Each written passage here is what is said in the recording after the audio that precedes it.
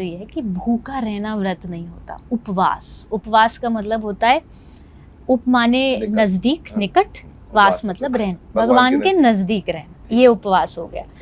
अब आप भूखे रह सकते तो मुद्दा भी मेरे मन में चल रहा था। मैं थोड़ा माइंड स्विच कर रहा हूँ। ये सेंसिटिव मुद्दा है। बेसिकली भगवान ने भी इसके ऊपर बात करी है गीता में। चातुर्वर्ण्यम मया सृष्टम गुण कर्म विभाग से, 4 वर्णों की मेरी सृष्टि है जिसमें गुण और कर्म के आधार पर विभाजन होना चाहिए। जिससे पता चलेगा कि वो ब्राह्मण है कि क्षत्रिय है कि वैश्य शूद्र है। इसे मैंने एक बार चर्चा करी थी लल्लन टॉप पे, तो उसमें से वीडियो काट के लोगों को लगने लगा कि मैं शायद ये कहना चाह रहा हूँ कि ये ऊंचे हैं नीचे हैं, जबकि मैंने कहा था कि गुण और कर्म के आधार पे भगवान कंफर्म करते हैं, जन्म के आधार पे नहीं कि आप कौन सी जाति के हो, आपकी जाति क्या है। साइकोफिजिकल नेचर, गुणा साइकोलॉजी, कर्म फिजियोलॉजी, साइकोफिजिकल नेचर के हिसाब से। क्योंकि भगवान तो कहते हैं कि विद्या विनय संपन्न ब्राह्मणे गवि हस्तनी, चाहे ब्राह्मण हो, चाहे गाय हो, चाहे हाथी हो, शुनि एव श्वपाके, चाहे कुत्ता हो या कुत्ते को मार के खाने वाला हो, पंडिता समदर्शिना, सबको समान दर्शन से देखा जाना चाहिए। पर मैंने इस सेंसिटिव इशू पे आपको बात करते हुए सुना कहीं पे कि जहां भारत सरकार इंटरकास्ट मैरिज को प्रमोट करने की बात कर रही है, 2 लाख रुपए का इंसेंटिव भी देती है, वहां आप इसे गलत मानते हैं। तो आपके गलत मानने का क्या आधार हुआ? मेरा आधार मुझे लगता है जस्ट कि ना, हम जिस घर में जन्म लेते हैं उस घर की अपनी कुछ विचारधाराएं होती हैं, कुछ रूल्स होते हैं, कुछ धार्मिक भावनाएं होती हैं। अब मान लीजिए मैं एक सनातन धर्म को हम फॉलो करते आ रहे हैं, अचानक से आपको एक ऐसा परिवार मिल जाए या आप ऐसे परिवार में शादी कर लेते हैं जहाँ सनातन की बात ही नहीं होती हो, जहाँ राम और कृष्ण की बात ही ना होती हो, या अगर सिर्फ जाति वाली भी बात हम करें तो जाति में भी हर एक जाति, ब्राह्मण, क्षत्रिय, सबके अलग अलग तरीके हैं, पूजा के रिचुअल्स जितने भी हैं सबके अलग अलग है। अब आपको एकदम सब कुछ चेंज करना, अपनी आदतें, अपनी पूजा पद्धति, वो आपके लिए बहुत डिफिकल्ट हो जाएगा, क्योंकि आप बचपन से सिखाया गया है भाई सुबह उठो। पर सब कहाँ करते हैं पूजा पाठ? तो सब कपल्स बोलते हैं डिंक्स। डिंक्स का मतलब है डबल इनकम नो किड्स। ये तो करना चाहिए। ये अब मतलब ऐसा तो नहीं है ना कि मेजॉरिटी फॉलो कर लेती है तो वो सही हो जाता है। गलत गलत है, चाहे कितने भी लोग उसको सही करने में लग जाएं। तो इस आधार पर मुझे लगता है कि बहुत सारे नियम चेंज हो जाते हैं जो कई बार आप बाद में फॉलो नहीं कर पाते हो। चाहे वो इंटरकास्ट में आप ये ले लीजिए, कोई हिंदू लड़की है, किसी मुस्लिम लड़के से शादी हो जाती है, वहाँ सब कुछ अलग है, खाना अलग है, पहनना अलग है, दिनचर्या अलग है, लाइफस्टाइल अलग है। तो अब एकदम से वो चेंज कर पाना, और कर भी ले, मान लीजिए मुझे कोई कहता है कि जो तूने अब तक 20 से 25 साल तूने जिया है, तूने या भगवान में आस्था रखी है या उनको माना, तू अब छोड़ दे, क्यों? क्योंकि तेरा धर्म खत्म, अब तू ये वहाँ की नहीं रही। तो कितना बड़ा लॉस है हमारे लिए जब आप अपना अस्तित्व खो देते हो। इस दुनिया में सबसे बड़ा लॉस पैसे या उसका नहीं है, अपनापन खो जाना, अपना अस्तित्व खो देना, मुझे लगता है वो दुनिया का सबसे बड़ा लॉस है। एक श्लोक आता है गीता में जिसको मैं आपको समर्पित करना चाहूँगा। यद यद आचरति श्रेष्ठ तत्तद एव तरोजना। जैसा जैसा श्रेष्ठ लोग करेंगे वैसा वैसा बाकी लोग भी करेंगे। हाँ, तो आपने विवाह किया, और जो आपने विवाह किया तो लोग डेस्टिनेशन वेडिंग में बिलीव करते थे, लेकिन आपने जो है गो सेवा धाम, एक समझो कि एक तरह से आपने गौशाला में विवाह किया, है ना। और ये आपने ये मैं ठीक जानता हूँ, ठीक सुना है मैंने? हाँ बिल्कुल बिल्कुल। ये जो गौ सेवा धाम है ये हमारे ही द्वारा चलाया हुआ एक हॉस्पिटल है गायों का, उसी का परिसर है, उसी में विवाह हुआ था। और उसका कारण भी यही था, लोगों को इस चीज को थोड़ा सा घर के पास जाए, ब्रजमंडल के पास में, तो आगरा के अंदर ओबरॉय, अमर विलास है, ताज होटल है, सब है। तो आपने सोचा नहीं वहाँ बड़ी पार्टी रखते हैं? नहीं नहीं, ऐसा हमारा पहले से ही मन में विचार था परिवार का कि ऐसा कुछ, क्योंकि मैं कथा में पहले से बोलती आई थी, मैं पहले से ही शादी में दहेज लेना देना इसके खिलाफ थी। मुझे ये था कि भाई आप जिन लोगों को शादी में बुलाते हो, खिलाते हो, वो ऑलरेडी फुल जो है ना अपने घरानों से भी समर्थवान होते हैं, खाने को भी उनके पास इनफ होता है, और वो आते हैं आपकी 1000-2000 रुपए की प्लेट होटल की, उसमें से आधा खा के आधा छोड़ के उसको डस्टबिन में डाल के चले जाते हैं। और आप कहते हो आपने अपने जीवन की शुरुआत एक बड़े अच्छे तरीके से करी, दुआएं लेके की। ये कैसी दुआ, ये कैसा आशीर्वाद है? आपने सोचा कि मैं उस पैसे को बचा के गायों की सेवा में लगा दूं? मैं, हाँ बिल्कुल, कथा में भी मैं बोलती हूँ कि जैसे आप शादी में करोड़ों रुपए खर्च करते हो, पार्टी देते हो, एक पार्टी गौशाला में गायों को जाके दे दीजिए। आप कहिए कि आज ये शादी की पार्टी गायों के लिए, गौ माता, क्योंकि वो भूखी हैं, उनको ज़रूरत है। हमको ज़रूरत आवश्यकता उतनी नहीं है जितनी उनको है। कोई अनाथ आश्रम है, कोई ऐसी जगह जा कर के आप कुछ 10वां हिस्सा जो अक्सर कहते हैं वो जा कर के कर दीजिए। और फिर बात ये आती है कि भाई अगर आप लोगों को करके दिखाएंगे, शायद उससे वो लोग ज़्यादा इंस्पायर होंगे। तो पहले भाई की शादी थी, वो भी हमने ऐसे ही वहीं पे उसी स्थान पर करी।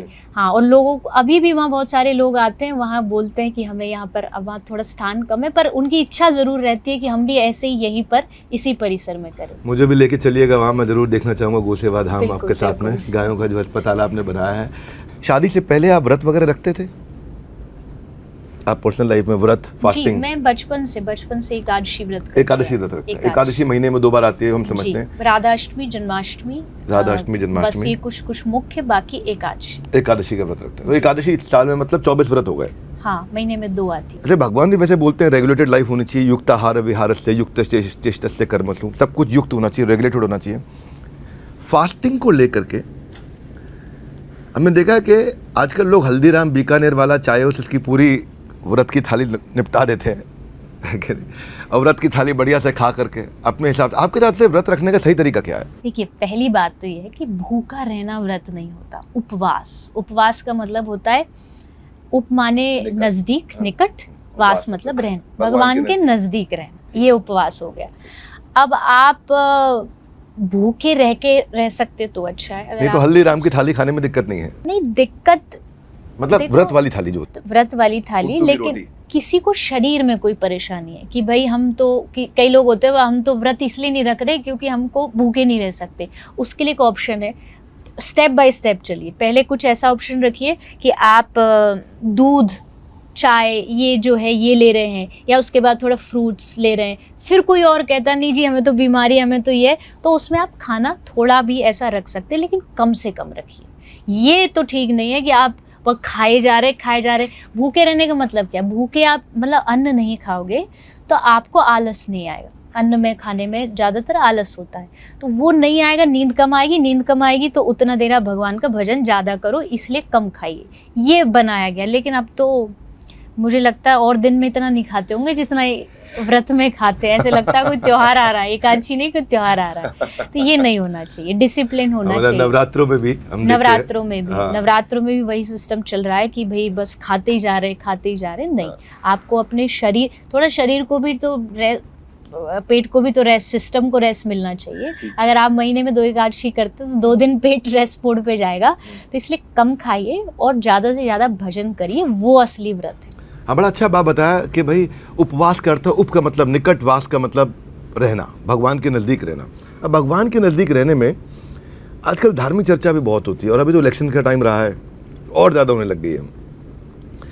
तो आप सनातन धर्म बोलते हैं और कई लोग बोलते हैं कि हिंदू राष्ट्र बनाना है करके, ये दोनों में अंतर क्या है? अंतर मुझे नहीं लगता इसमें कोई अंतर है, दोनों ही संबोधन है।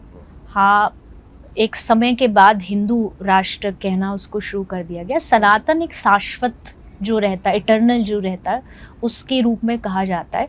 मैं जब भी संबोधित करती हूँ तो ज़्यादातर सनातन ही करती हूँ। मुझे लगता है वो कहीं ना कहीं हमें भीतर से एक जोश देता है कि आप उस सभ्यता से जुड़े हो, आप उस सनातन से जुड़े हो जो किसी के द्वारा बनाया गया नहीं है। अच्छा। वो चलता आ रहा है, वो इटर्नल है, उसका जन्म नहीं हुआ, उसका अंत नहीं होगा, वो हमेशा चलता रहेगा, इसलिए उसको सनातन शाश्वत कहा जाता है। तो उस रूप में मैं उस संबोधन को ज़्यादा उपयोग करती हूँ। बाकी हिंदू राष्ट्र भी वही है, हिंदू और सनातन कोई भेद नहीं है। ऐसा सुना है मैंने, मैं कंफर्म नहीं कह सकती कि भाई एक हिंद देश के लोग रहते थे तो उसको हिंदू नाम से ज़्यादा वो प्रचलित हो गया था। बाकी मुझे लगता है सनातन कहना ज़्यादा बेहतर है। बेहतर है। हाँ, तो आप कह रहे हैं हिंदू राष्ट्र पे ज़्यादा फोकस मत करो, सनातन धर्म पे फोकस करो। नहीं, मुझे उसमें थोड़ा सा ज़्यादा अपनापन फील होता, अंतर नहीं है दोनों में। अगर हिंदू राष्ट्र बनेगा तो भी सनातन की जय है, और सनातन होगा तो भी सनातन की जय है। तो बात है, दोनों हाथ में लड्डू है, वो कोई अलग थोड़ी है। तो हिंदू राष्ट्र के विषय में जो बात चलती है वो कहीं ना कहीं सनातन को ही गौरव देता है। लेकिन अगर कोई दूसरे धर्म के लोग भी साथ में रह रहे हैं और को एग्जिस्ट कर रहे हैं, तो यहाँ लड्डू है तो वो भी कोई जहर थोड़ी है, वो भी तो बिल्कुल नहीं है। मैं तो हमेशा इस चीज़ का सत्कार करती हूँ कि भाई सब समान है, सबको अब आपका जन्म जिस धर्म में भगवान ने दे दिया है, आप सनातन में जन्म लिए हो तो पूरे ईमानदारी से उसको निभाइए। अगर आपका जन्म भगवान ने सिख धर्म में दिया है तो आप उसको पूरे ईमानदारी से निभाइए। भगवान जहाँ आपको जन्म देते हैं आप उस चीज़ के लिए बने हो। मतलब अब मैं वैसे तो सनातन धर्म में हूँ, लेकिन मैं अपने इस धर्म का सम्मान नहीं करूँ, ये गलत है। यह आप गलती कर रहे हैं। मैं ये नहीं कहती, मैं उस चीज़ में बिलीव नहीं करती कि भाई आप अपना धर्म छोड़ के दूसरे धर्म में चले जाइए, मैं छोड़ के दूसरे धर्म में चले जाऊँ। तो भगवान ने आपको यहाँ भेजा है तो कुछ दे के भेजा होगा ना, कुछ सोच के भाई इसको इस घर में जन्म दो। तो फिर वहाँ मुझे लगता है सबका सम्मान होना चाहिए। क्योंकि अब बहुत समय होता जा रहा है, अब मेरा इच्छा तो है कि चलता रहे। उससे पहले एक रैपिड फायर कर सकते हैं आपके साथ? हाँ जी। लेकिन इसमें अलाउड आपको मैक्सिमम एक वर्ड से एक सेंटेंस तक बोलना है, इससे ज़्यादा आप नहीं बोल सकते। कोशिश करूँगी। जी। प्रवक्ता को कम बोलना बड़ा मुश्किल है, बट कोशिश। एक शब्द का बहुत जरूरत पड़े तो एक सेंटेंस, ठीक है? विल गो वेरी फास्ट, टक टक टक टक टक। आपको एक शब्द में डिफाइन करना है। मैं कुछ लोगों के नाम लूंगा, उनका नाम सुनता ही पहला शब्द आपके मन में क्या आता है? जी। ओके। दिवंगत श्री राजीव दीक्षित। देशभक्त। ओके। बागेश्वर बाबा महाराज। सनातन धर्म प्रचारक। ओके। श्रीमती जया किशोरी। एक अच्छी सहपाठी जो भगवान नाम प्रचार कर रही है एक परिवार से। बाबा रामदेव। क्रांतिकारी। बड़ी क्रांति लाए। भगवान कृष्ण। भगवान कृष्ण चोराग्रगण्यम, चित चोर, सबसे बड़ा दुनिया का चोर, मन चुराने वाला। वाह। डॉक्टर विवेक बिंद्रा। डॉक्टर विवेक बिंद्रा एक वास्तविक समाज के मार्गदर्शक। ओके। मैं अगले प्रश्न की तरफ मूव करता हूँ। आपकी स्ट्रेंथ के बारे में तो अब दुनिया जानती है, और आपने आज बहुत सुंदर भजन सुनाया, मैं इतना मंत्रमुग्ध हुआ। आपकी कोई कमजोरी एक जो आप बताना चाहें? कमजोरी तो बहुत हो सकती है, कमियां तो कहीं ना कहीं बहुत रहती है, पर वो पॉजिटिव भी हो सकती है, नेगेटिव भी हो सकती है। मैंने इतना लंबा अलाउड नहीं है बोलना। मैंने माना है कि मैं थोड़ा सा जल्दी विश्वास कर लेती हूँ। जल्दी विश्वास कर, ठीक है। हाँ, तो वो कभी कभी अच्छा और कभी बुरा।